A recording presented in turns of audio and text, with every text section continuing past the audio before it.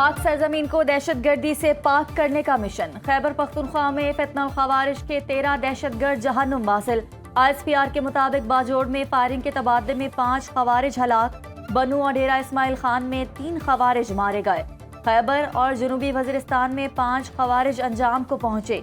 कार्रवाइयों के दौरान असलहा और गोला बारूद बरामद। गैर मुल्की स्पॉन्सर्ड दहशतगर्दी के खात्मे तक कार्रवाइयां जारी रहेंगी।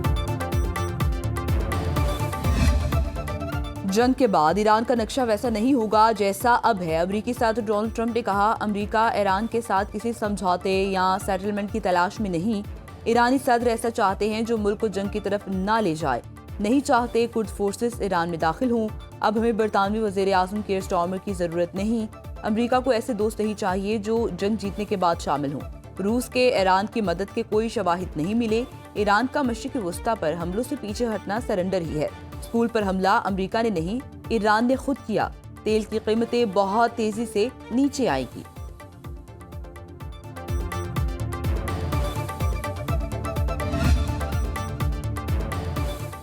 ईरान ने कई अमरीकी फौजियों को कैद कर लिया। ईरान की नेशनल सिक्योरिटी काउंसिल के सरबराह अली लारिजानी का दावा, गिरफ्तारियां गुज़श्ता एक हफ्ते के दौरान जारी झड़पों के दौरान अमल में आईं। अमरीकी सेंट्रल कमांड ने ईरानी दावा मुस्तरद कर दिया। तर्जुमान सेंटकॉम का कहना है कि दावा बेबुनियाद और झूठ पर मबनी है। किसी अमरीकी फौजी के गिरफ्तार होने की इत्तला नहीं।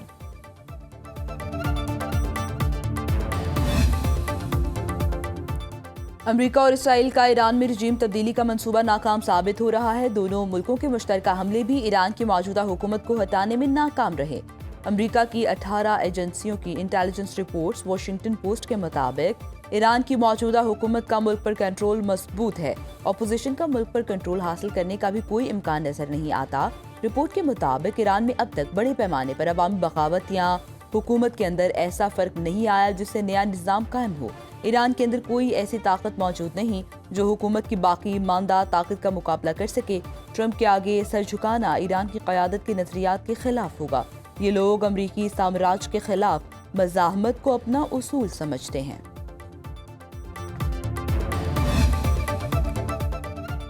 चीन की ईरान पर हमलों की मुखालफत, हमले फौरी रोकने का मुतालबा। ईरान और खलीजी ममालिक की सलामती और खुद मुख्तारी के एहतराम पर जोर। चीनी वज़ीर ख़ारजा वांग ज़ी ने कहा कि जंग होनी ही नहीं चाहिए थी, ताकत का इस्तेमाल मसले का हल नहीं। ईरान में हुकूमत तब्दीली मंसूबे को मकबूलियत नहीं मिली। जंग को फैलने से रोका जाए, बड़े ममालिक तामीरी किरदार अदा करें।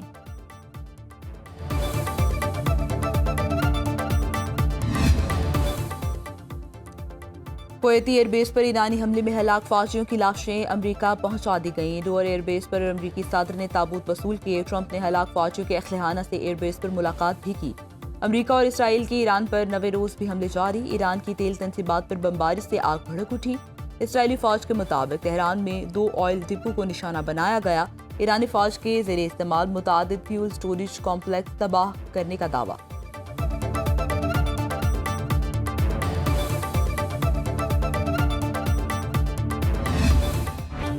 ईरान के इसराइल के खिलाफ ऑपरेशन वादा सादिक चहारम की 27वीं लहर। वस्ती इसराइल में बैलिस्टिक मिसाइल हमला, जदीद मिसाइलों और ड्रोन से अहदाफ को निशाना बनाया।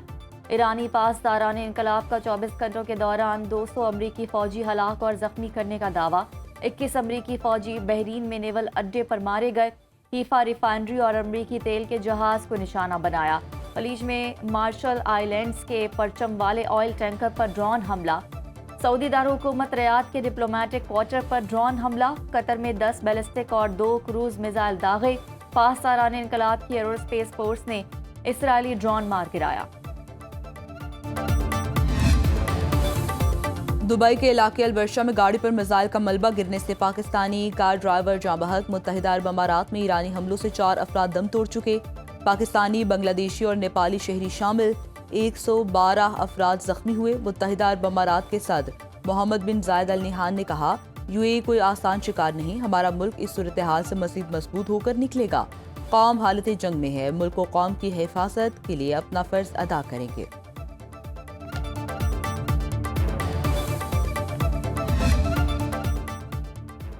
हमले जारी रहे तो जवाब दिया जाएगा। सऊदी अरब की पहली बार ईरान को धमकी।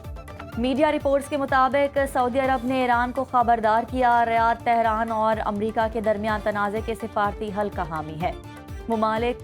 مملکت یا توانائی تنصیبات پر حملے جاری رہے تو ریاض جوابی کارروائی کرے گا۔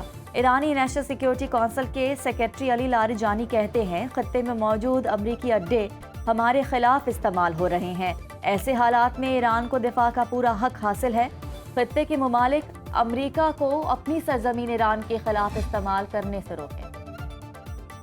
سعودی عرب نے ایران کے خلاف اپنی سرزمین استعمال نہ ہونے کی یقین دہانی کرائی۔ ایرانی وزیر خارجہ عباس اراغچی کی سعودی ہم منصب سے مسلسل رابطے کی تصدیق۔ کہا، نیتن یاہو نے اپنی جنگ میں امریکہ کو پھنسا دیا۔ ایک ہفتے کی جنگ میں امریکہ کے $100 ارب خرچ ہوئے۔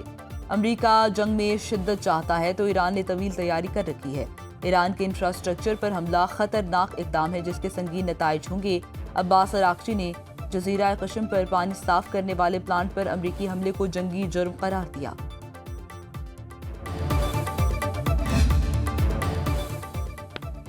امریکہ نے اسرائیل کو $650 ملین کے 20,000 سے زائد بم فروخت کرنے کی منظوری دے دی۔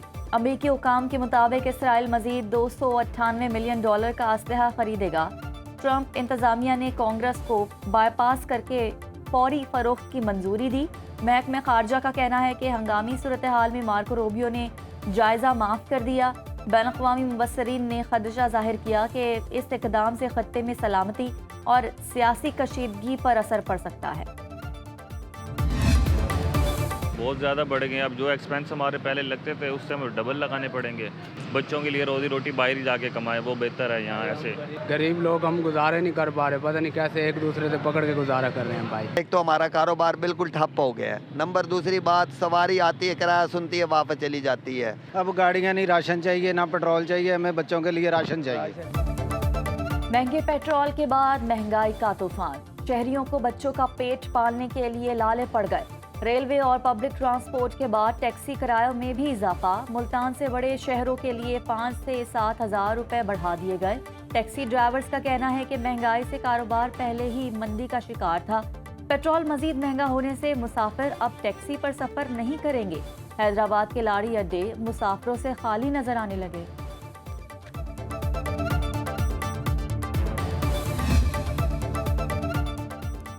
سندھ میں ہر گاڑی کی تھرڈ پارٹی انشورنس لازمی قرار، وزیر اعلیٰ مراد علی شاہ نے نو فالٹ معاوضہ سسٹم کی منظوری دے دی۔ سڑک حادثے میں جاں بحق ہونے والوں کے ورثاء کو 7 لاکھ اور معذوری پر 5 لاکھ روپے معاوضہ ملے گا۔ وزیر اعلیٰ سندھ کا کہنا ہے بغیر انشورنس گاڑی رجسٹرڈ ہوگی، نہ ہی ٹوکن ٹیکس جمع ہو سکے گا۔ سندھ میں پاکستان کا پہلا جدید ترین ڈیجیٹل انشورنس مانیٹرنگ سسٹم فعال ہو چکا۔ محکمہ ایکسائز کو قانون پر سختی سے عمل درآمد یقینی بنانے کا حکم۔